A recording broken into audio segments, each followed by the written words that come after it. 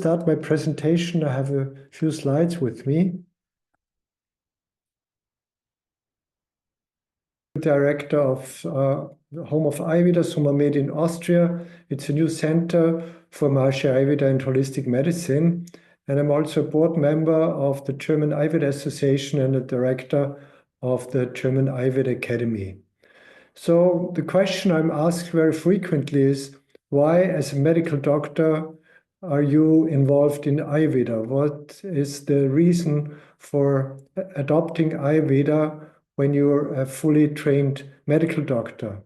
So this is a long story, and it goes back to the year 1968 when I saw this picture in the news. And it attracted me to India. It opened my internal window to India. And a few years later, I learned transcendental meditation myself and had the honor of meeting Maharishi Mahesh Yogi in person and became trained a teacher of transcendental meditation. And in the 1980s, I was invited to great courses in Ayurveda when Maharishi had many prominent Vaidyas from India around him and asked medical doctors from all around the world to meet the Vaidyas and learn from them. And we had very intense training during this time. It was very beautiful time, and we had beautiful courses in different locations of the world. And this is one picture of one event we had in Noida near Delhi when many of the Vaidyas were there. So all of you, I'm sure, know about Ayurveda and Maharishi Ayurveda. So Ayurveda is an eternal science. It's unchanging with its respect to incorporating the laws of nature. It respects the 5 elements, the 3 doshas, the 20 gunas. These principles do not change. But Ayurveda is also integrative. It's a science that's been open to influences from wherever it was spread. So when it came from the Himalayas to South India, new herbs were adapted and adopted in the Ayurvedic pharmacology. When it came to other countries in Southeast Asia, even more herbs and therapeutic principles were adopted. And later in the Buddhist time, metals were integrated into Ayurvedic therapies, and many developments came, and many changes came to methods of application.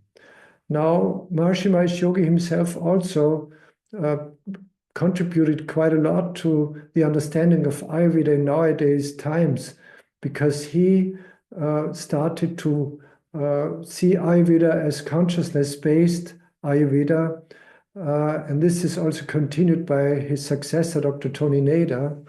So in the old Vedic texts, Atma, consciousness, plays a crucial role in healing. And this principle was lost for many centuries, let's say, and is re-adopted now in the modern times.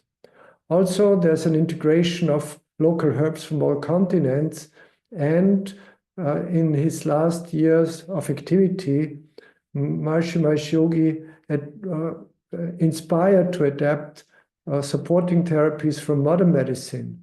And part of this is using micronutrients. So this is what we call integrative medicine. This means that Maharishi Ayurveda is combined with traditional medicine of the area where it's used and the best of modern medicine. And best of modern medicine is also nowadays seen in functional medicine and in orthomolecular medicine. I will come back to this a little bit later. Our topic today is about sleep disorders. So sleep disorders are very widespread. So every 3rd adult in the Western world has moderate to severe sleep disorders, and the problem increases with older age. Over 60, it's already 50% of the population who's affected, and over 70 and 80, it's even more. And ladies are more frequently affected than men, and with insomnia, the risk of other diseases increases because there's a lack of relaxation, a lack of recovery during nighttime, and this is what opens the door to more diseases, especially from the circulatory system, like hypertension, heart attacks, etc.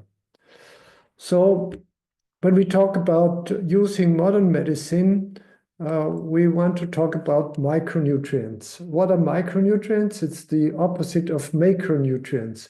Macronutrients is the food you see, the bread you eat, the cheese you eat, the milk you drink. These are the macronutrients. And they contain many molecules, and many of these substances are very well analyzed. And the micronutrients are the constituents of the macronutrients. So it's not only the proteins and carbohydrates that are main constituents, it's also vitamins, minerals, amino acids, fatty acids, and these micronutrients are not changed by the digestive system. They are absorbed the way they are. So exactly how they are in the food, so they are incorporated into the human body. And they do not provide energy, but they are essential parts for proper functioning of the physiology. So the minerals are an important group of micronutrients, and the four most important mineral micronutrients are sodium, potassium, calcium, and magnesium. And each of them has a different meaning to the body, a different effect when it's absorbed in the body. So sodium gives energy, it moves and increases the liquid body tissues like blood and lymph, and it increases blood pressure. Potassium has an opposite effect. It decreases blood pressure, and it's very important for information transfer, and it keeps the rhythm, for example, the heart rhythm, and it balances acidity. And then we have calcium. This is the mineral of stability. It builds the bones, the solid structures in the body, and it's very important for immunity and for balancing also the acidity in the body, and it's important for a cheerful mind. And then we have magnesium. Magnesium is important for flexibility, and it's the most important mineral for mental and physical relaxation. It upholds the functioning of the muscles and nerves. So when you contract the muscle, this is sodium, potassium, calcium, but when you relax, it's magnesium. And it facilitates the transport of calcium into the bones and teeth, and it has so many more functions. Now, what we can see from our nutrition is that sodium is a lot too much in our nutrition. And this is also one of the reasons why so many people suffer from high blood pressure. Whereas potassium and especially magnesium are lacking in our food. And when you see the next chart, you will see that potassium in natural food is minus 35% within the last 50 years. So we can see that sodium, it's added to our food by the food industry, but potassium and magnesium is not added, and we have quite a significant lack of these minerals in our food that we take. And let's talk again about the importance of magnesium. It's an essential mineral for life because it's involved in more than 300 enzymatic processes. And it's an important building block for bones and teeth, as I already told you. And we have an increased need of magnesium during pregnancy, during breastfeeding, when you do a workout, when you sweat, you lose magnesium. And when you sweat in hot climate, it's also, you need extra magnesium. And it's an important medication for many ailments like hypertension, heartburn, and diabetes. And it's also needed a lot more when you suffer from loose bowel movements. So how does it feel when you have a deficiency of magnesium? One of the most important symptoms are muscle cramps. So when you wake up during nighttime and you have cramps in your calves or feet, then you are most likely deficient of magnesium. But there are also other symptoms like muscle tension, numbness, and tingling in the limbs, inner restlessness, sleep disorders, general fatigue, depression, weak bones, high blood pressure, anorexia, hormonal imbalances, and even food intolerances can be due to magnesium deficiency. And many modern medicines contribute to magnesium deficiency. For example, if you suffer from a heartburn and you take a PPI, then the PPI prevents the stomach linings from absorbing the magnesium. Also, when you have diabetes medication and many diuretics that you, or ACE inhibitors that you use for your blood pressure medicine, they decrease the magnesium in your body. When you use laxatives or estrogen, then you also decrease the magnesium levels in your blood and in your tissues. When you prepare for colonoscopy, you also lose a lot of magnesium. And also, when you do Ayurvedic interventions like Virechana and Basti, you can also lose a lot of magnesium and need extra magnesium to replenish what you've lost. So there are many lifestyle factors that also contribute to reduction of magnesium. That's stress, consumption of alcohol, sports and workout, especially when you sweat a lot, pregnancy, intestinal diseases, and chronic kidney disease. And also an overactive thyroid gland can reduce your magnesium content in the blood. And ladies need the magnesium supplements even more than men do, because they lose extra magnesium during menstrual bleeding. And PMS is a symptom of magnesium, of lack of magnesium. As I told you already, you need more magnesium during pregnancy and breastfeeding.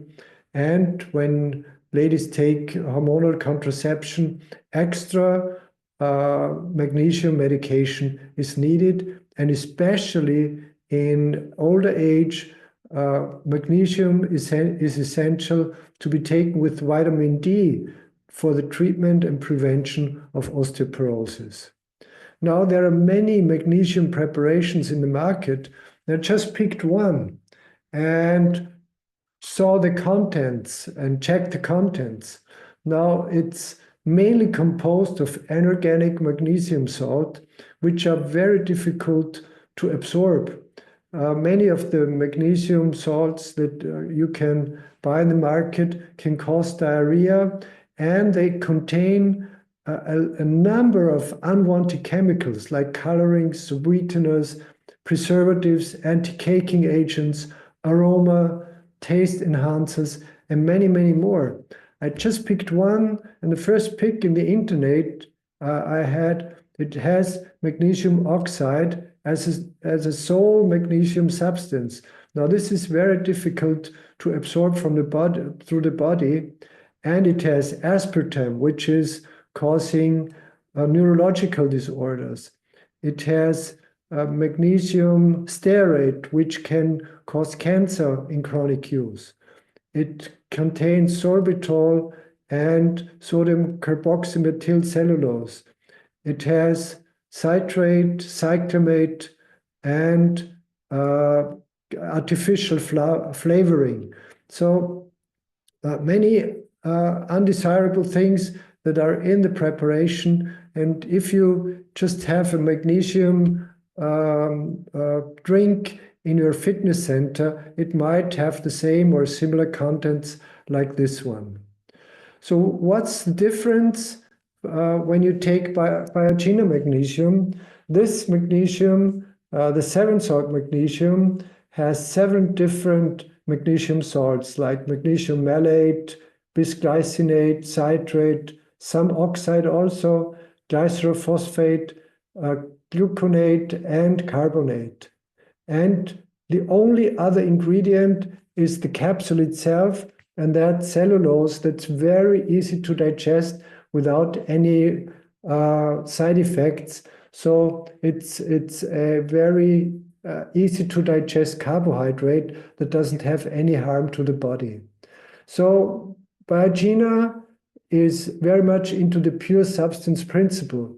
This means that the micronutrients are in a pure form without artificial colorants and without any separating agents or synthetic coating agents or colorings or metals, etc. So the difference is that it has different salts, and these salts are absorbed much more easily than a singular magnesium salt, and the absorption is different times of the day, and the content of these 7 different salts guarantees an optimum absorption. So this is not that when you take, for example, magnesium oxide only, that you only absorb 10% of the magnesium. You absorb a lot more, maybe even close to 100% of the magnesium content. So why is this important to take magnesium? Why is it essential? It's the ultimate relaxation mineral. It's a complex magnesium blend that supports muscle function, nervous system health, and stress resilience. And it's essential for energy production and relaxation. It helps to ease tension and promotes deep rest. So how to use it? You can use 1 to up to 3 capsules per day, either with a meal, or if you suffer from insomnia, or if you want to support deep rest during your nighttime, you can also take it at bedtime with some water. Now, what's the connection to Ayurveda? When we talk about Ayurveda, we talk about health. Ayurveda is the science of health, of creating health, and helps to support the best of health.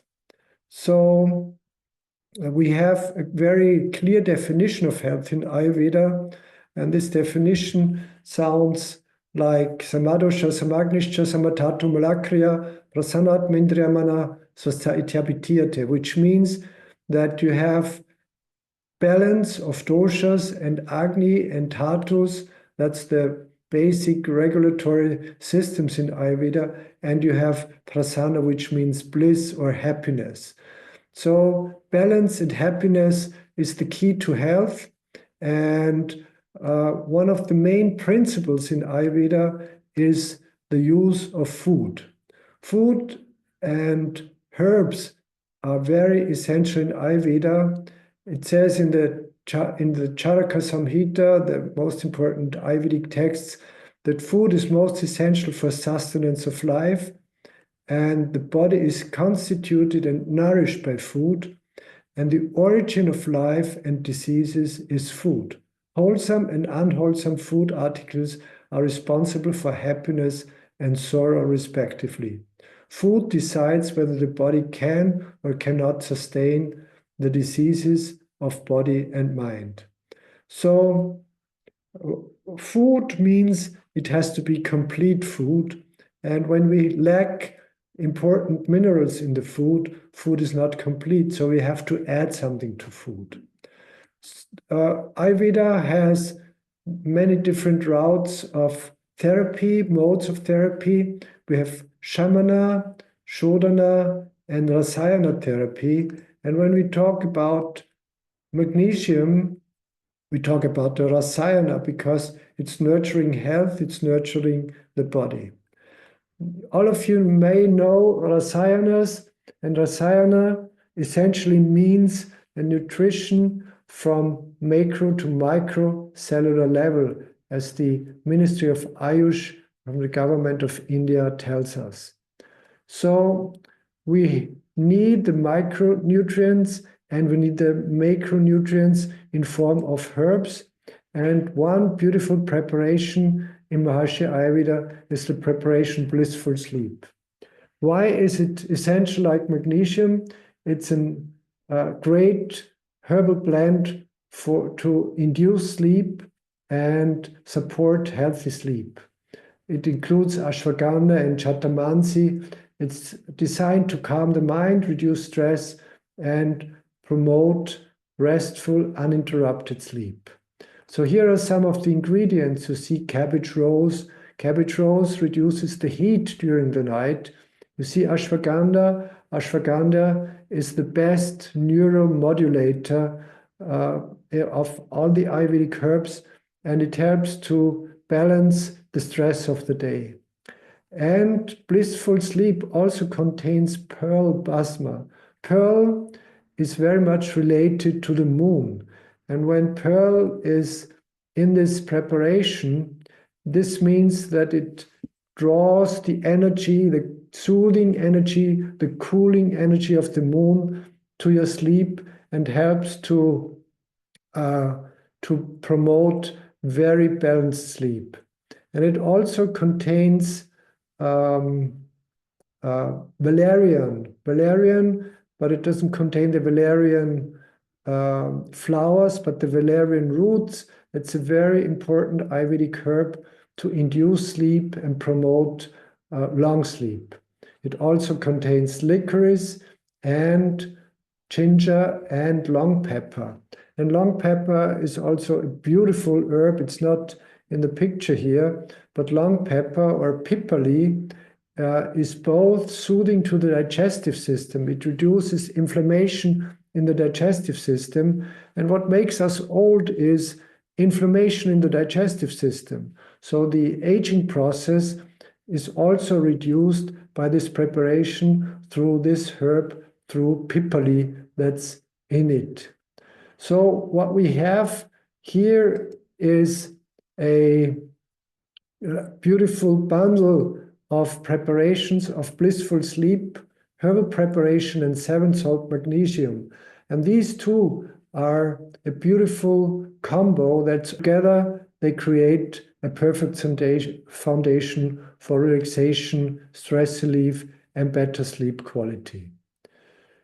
Now, sleep is not only induced through herbal and mineral preparations. If you suffer from insomnia, what you also need is a sleep ritual. And this is also something I want to talk briefly about, because you can add a lot to your sleep through a good sleep ritual. So sleep or bedtime routine, as you may also call it. So what you can also use is aroma oils, and you reduce caffeine. Best is to have caffeine-free times for a few weeks every year, and it's a must if you have a problem with insomnia that you don't take any caffeine after 11 a.m. One important principle also for good sleep is that you don't have any food for the last 3 hours before bedtime. So your dinner should be early. It should be at least 3 hours before you go to bed. So if you choose to go to bed at 10 p.m., you should finish your dinner by 7 p.m. And your dinner should be the lightest meal of the day. So the main meal of the day should be lunch. The second biggest meal should be breakfast, and the lightest meal should be your dinner. I know this is really tough for many of you, not to have a heavy dinner as the main meal. But if you really want to have rejuvenating sleep, you have to switch to dinner as the lightest meal and dinner 3 hours before bedtime. Another really good thing to do is an evening walk. So don't do any strenuous sport. Do your workout earlier in the day and have an evening walk, maybe sometime between dinner and bedtime. This will also calm you down. Another very important thing is that you reduce your screen time before you go to bed. There should be no screen work at least for 1 hour before bedtime. And if you use screen in dark, use a blue light filter, and many of your devices will have this blue light filter or red light filter. I don't recall how it's called. So it's a filter that you can turn on in the evening. What you can also do is some oil massage. It doesn't have to be a full body oil massage every day, but some oil applied on your forehead or on your temples or in your neck would be very good. And you can keep it for some time and then wash it off with some lukewarm water. Then one thing you can do is listen to Maharishi Gandharva Veda music. And now, very recently, Maharishi Veda app has added a new Vedic recitation. It's called the Ratri Suktam. And the Ratri Suktam is something that is a Vedic sound that's increasing the quality of sleep. I show you the Maharishi Veda app. You can download it very easily from a download center from your app store, and you can find Ratri Suktam and play it before you go to bed. And also playing Samaveda from this app is also something very beneficial. And I'm sure you know about transcendental meditation, pranayama. This should also be regular exercises to increase the quality of your sleep.